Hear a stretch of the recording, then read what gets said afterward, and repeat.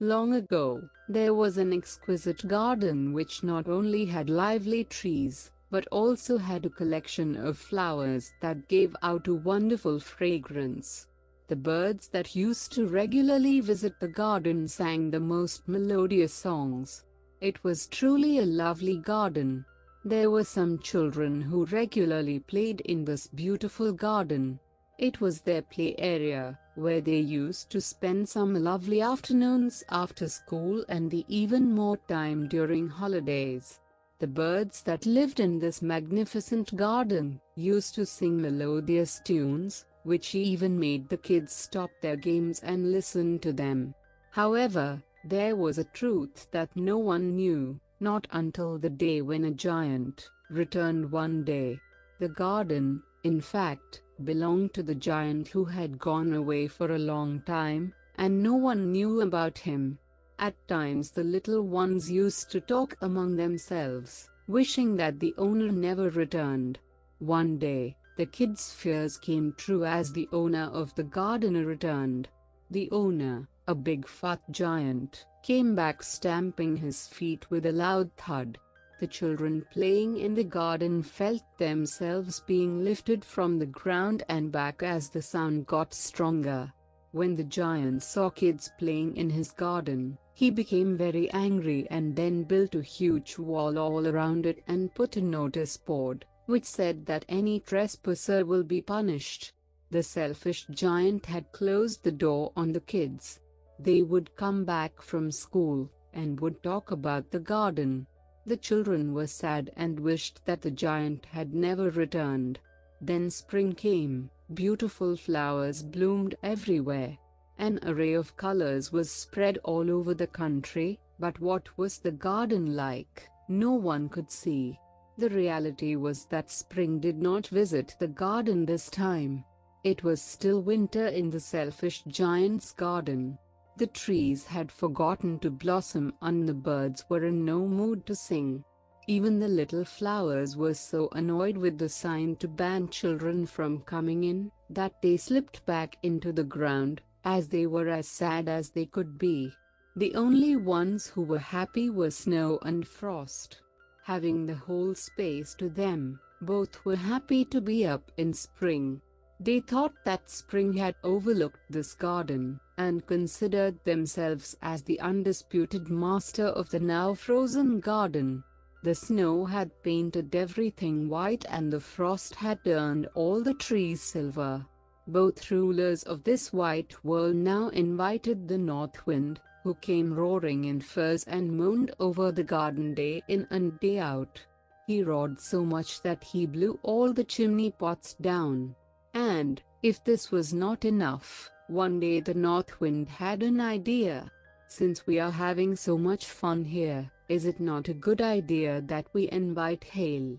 Then came hail, dressed in grey with icy cold breath. Every day for hours, it rattled on the roof of the castle, until most of the slates on the roof were broken. He ran and ran around the garden like the fastest roller coaster ride, casting havoc on the once beautiful garden. One day the giant heard lovely music while lying on his bed. He thought that it must be some of the king's musicians, who were passing by the garden. However, as the giant went towards the window, he saw a bird singing. He thought that spring had finally arrived, and even a little bird's song felt like the most melodious music in the world to him. The north wind stopped dancing, the hail stopped roaring, and a deliciously sweet perfume came to him through the open window. The giant jumped out of his bed and looked out of the window, but what did he see? He saw the most beautiful sight. A few children had come in through a small hole in the garden's wall. The children were on every tree. The trees were happy that they covered themselves with flowers. The grass was happy and so were the flowers. Each one of them was waiting for the kids to come back, and here they were laughing with glee at the sight of innocent children playing around the garden. The birds tweeted, as they had never done before. However, in a corner of the garden, There was a little boy who could not reach the branches of a tree. The tree was still covered in snow and frost, and hail was still roaring around it. The tree bent its branches to help the boy climb up, but to no avail. The child was too tiny to do so himself. The giant felt guilty about his selfish behavior, and was very sorry for what he had done. I should have let the children play in my garden, he thought to himself. The giant was indeed very sorry, and he decided to help the small boy. He then proclaimed, "From now on the garden will be the children's playground forever and ever, and I will knock down the walls of my garden, and I'll do that for sure." The giant slowly went downstairs, softly opened the door, and slowly went into the garden. All the children ran away except for the one who was crying. He could not see the garden because of his tears. The giant picked the boy up and placed him on a branch of the tree. The flowers and birds came back, and so did the other children, when they saw the giant being kind to the boy. The boy hugged the giant and kissed him.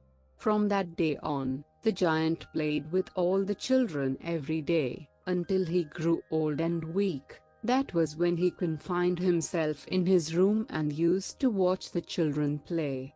The boy, who had kissed him, the giant's first friend, never came back, and he longed for him to come. He used to ask the other children about him, but they had the faintest clue as to who he was and where he lived. One winter morning, the giant was getting ready. He saw the most wonderful sight from the window. The boy was standing in the farthest corner of the garden, the same boy the giant loved the most. The tree above the boy had blossoms on it, and silver fruits hung from the tree. The giant ran towards the boy and hugged him. He saw blood in his palms. The giant was angry because the boy was hurt. The giant asked the boy to name the person who hurt him, and that he shall punish him. The boy calmed him down and asked him not to worry, as they were wounds of love. An unusual calmness came on the giant's face. The little boy then took his hand and told the giant he was taking him to the Garden of Paradise. Later, that afternoon, when the children came to play in the garden, they saw the giant lying on the ground with a calm smile on his face. On closer inspection, they realized that he was dead. His body